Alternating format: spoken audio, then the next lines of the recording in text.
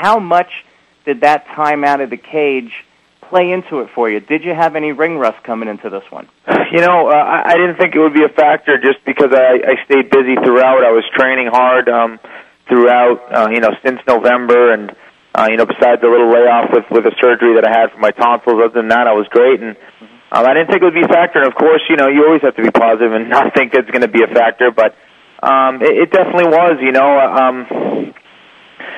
Being almost 9 months away from the cage, it hurt me. I felt like my timing with my striking, it's always an issue. For me, being away, it's always kind of caused me some problems. Kind of being away with the striking aspect, it's hard. I just found that I couldn't get my range and my timing going during the fight, and felt I wasn't effective there.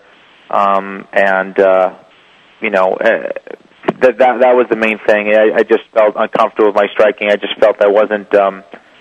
I didn't get my normal range and timing that I wanted. Going into the fourth round, I had BJ winning the first and third, and I had you winning the second. And, I think most people have given BJ the first, but there's been kind of a split of opinion on the second and third, because for me, I thought they were pretty razor-thin rounds. Yeah. What were you thinking going into the fourth? Where did you think you were in the fight? I knew it was close. Going in, obviously, into the fourth. I figured that I definitely won the second and third.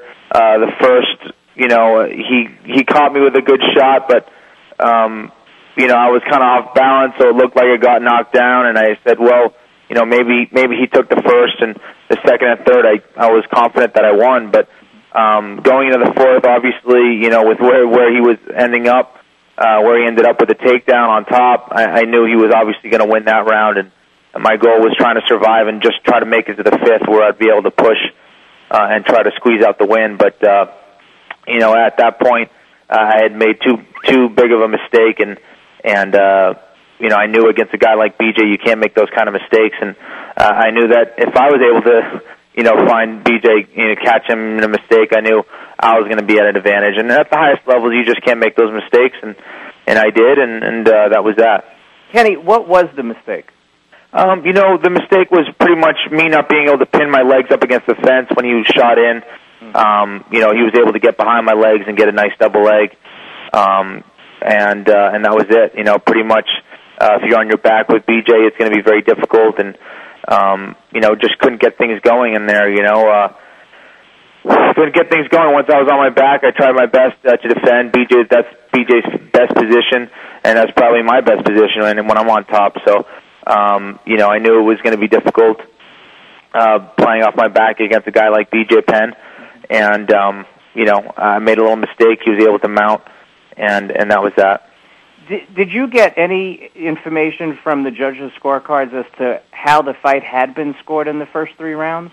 The commissioner, came over to me and said that, I don't know. I guess a couple of the judges had me winning the first couple rounds. I was 2-1, or maybe one of the judges had me all three. I don't know exactly what happened, but he told me that I know that a couple of the judges may have had me winning. So.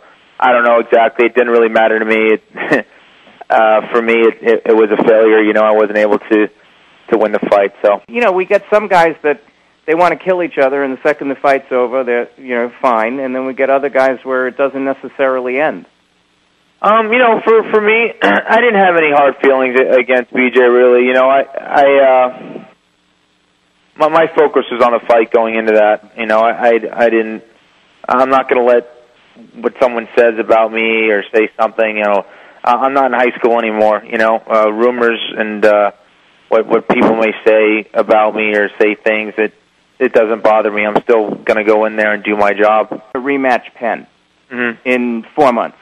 Right. When you go back into the lab with your team, and I know you have a phenomenal group around you, what do you say, okay, you know what? Here's what we need to focus on, because that's what I need to be able to do to beat this guy now that I've been in the cage with him.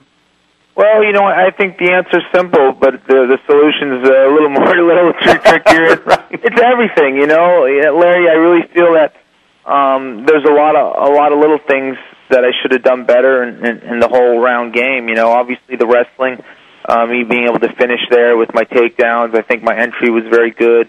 me being able to get in. My timing was okay on the entries for the takedowns, but obviously finishing just wasn't there, wasn't what it should have been, and my striking, my timing was off. So I think that comes down to just me being a little more active. I can't be away from the cage for more than 3 or 4 months. I just can't. What do you think you have to do to put yourself back in that position? You know, I don't know. You know, I really don't know. I'm looking forward to seeing what the UFC has in their plans for me. You know, I just want a tough fight. It's going to have to be someone tough, at least once or twice, you know, for me to get back in there for the belt, and we'll see what happens. You know, I'm looking forward to it. I'm looking forward to the challenges. Certainly, there's a ton of challenges left for me at 155, and I know for that to happen, it can't be against anybody without a big name. It's going to have to be a big name fighter, a great fighter, a well-respected fighter, one of the top guys out there, and hopefully the UFC can give that to me, and hopefully it's soon. I want to get right back in there in a couple months. If you put your analyst hat on for a minute, Kenny, how does that play out? Who do you favor in that fight, and why? You know, BJ Penn, obviously. I think Diego just, I don't think he has the striking to get it done. I don't think he has the wrestling to get it done. He has phenomenal cardio, phenomenal heart, great ground skills. But I think he's going to have some trouble with BJ. You know, I see BJ winning that fight. I just think BJ is going to be a little bit too much for him. But, you know, who knows? Crazy things happen all the time in this sport. But you got to have BJ as a favorite going into that fight, no doubt about it. I expect BJ to win. You were on this card with Anderson Silva. Yeah. Scary performance. I mean, yeah, you know, just he looked like he was from another planet. Is he the best pound-for-pound fighter in the world, in your opinion? Geez, you know, I tell you what, after that performance, I mean, he's such a special fighter. There's no doubt about it. You know, it's between him and George St. Pierre, you know, really, and maybe I'm a little biased because I'm friends with George, but both of those guys are very well deserving, and obviously you got Fedor and Lyoto Machida not very far behind, and but Anderson Silva, that's his home out there. That's the difference. When you see a guy like that, you got to show him. You got to show the people, the fans of the sport, and of course maybe the people who aren't fans of this sport yet. Anderson Silva is a perfect person for you to show a fight to and say, listen, guys, this is an artist. He's not a fighter. He's an artist. He's just he's an absolute master. It's beautiful to watch him fight, and he's such a great person, and to see him succeed and to see what he's doing in this sport is nothing short of amazing. He's so well deserved.